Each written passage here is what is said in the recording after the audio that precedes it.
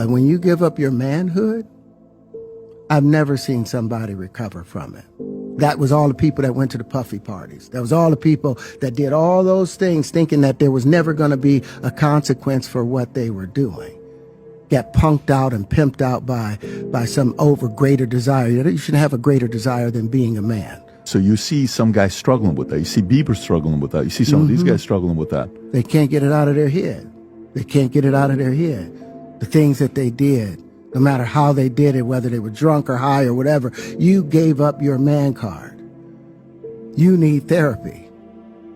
And that's the thing that hurts them the most. And so they end up on drugs, end up every way to try and get rid of any principles there are. And that's what the business does. And the women that trade their bodies to go and get the role, they get to the point where they have their Oscar, they have their money, but they don't have their dream. They don't have the soul that they started with. So it's like achieving don't mean anything. If I get all the Nobel Prizes from doing all of this, but in the process I have to trade out all of my integrity to do it so that they can stay in place, what benefit is that if I lose my integrity? You got to go in as a principal. And what we were brought in here as men.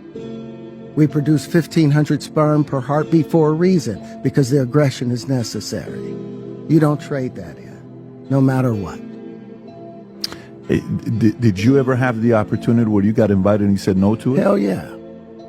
What was the consequences when you said no? Puffy invited me for weeks, asking me to come and teach him how to, wanted me to be his acting coach for a while. Go there and he's sitting around just looking.